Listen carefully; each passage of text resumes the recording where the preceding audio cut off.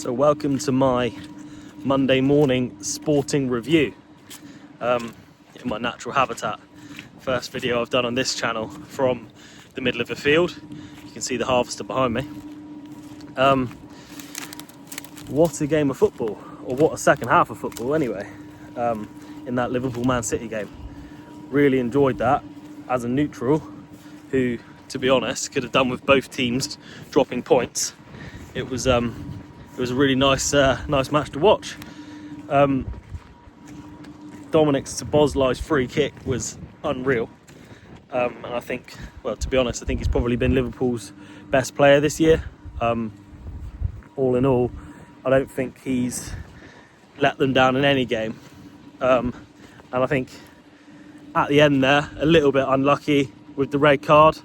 I'll just say that for the ref, I think he refed it exactly as everyone wanted him to, but as soon as VAR pointed out to him that he's not allowed to ignore Haaland's foul on Szoboszlai and allow the goal, he had no choice but to send him off, really. And I've seen a lot of people on Twitter and online, even Gary Neville at the time, moaning about how it was refed, but he was left with no choice really by the VAR, so I completely understand why he had to give it.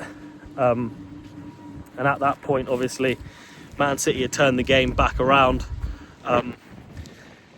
And yeah, Liverpool they looked like they were going to sneak that and get that 1-0, and then it seemed to spark something in City. They obviously came on a lot stronger then, and yeah, Alisson will be having a long hard look at himself this week, I think, thinking he's let his teammates down, because that was a little bit brain dead, but there we are. Another player I thought was pretty good as well, Mark Gahey. He's I know he's good, but I think he's probably better than I was giving him credit for before his move. But he seems to be some player. I think he'll do Man City the world of good, because it is a position where they've kind of struggled in a little bit this season.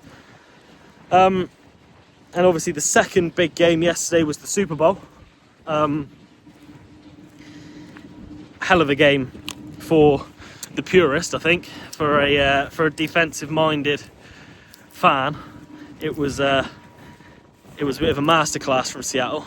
Kind of went as I thought it would. I couldn't really see past Seattle, even though I'd rather the Patriots won. They, from start to finish, kind of made life very difficult. Obviously, getting a fumble return always helps. If you can get a defensive score, you're really setting yourself up nicely.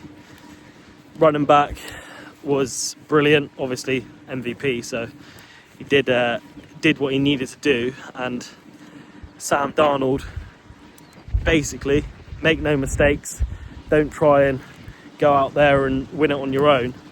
And I think that was probably Seattle's game plan. Sam Darnold obviously always been talked about as someone who can't get it done when the moment's at its biggest. And as much as he did play well, and especially at the start of the game, he was making some tight window throws.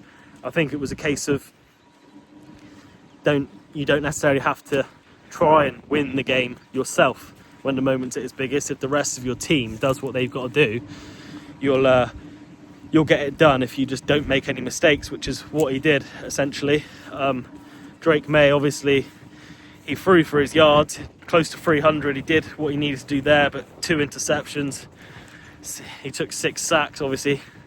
Fumble returned for a touchdown as well. It was a rough night, but in your second year, I think he can be pretty proud of what he's done. And yeah, so they were yesterday's 2 big games. Just my thoughts on it. For those of you that do care or don't care, let me know what you thought of those games in the comments. We'll have a little chat about them. But yeah, just wanted to jump on, post this one while I'm out at work, and see what everyone else thought of those games as well, whether you stayed up for the Super Bowl or not.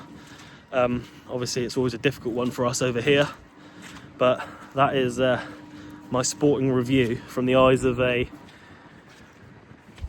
British farmer with limited knowledge. Cheers.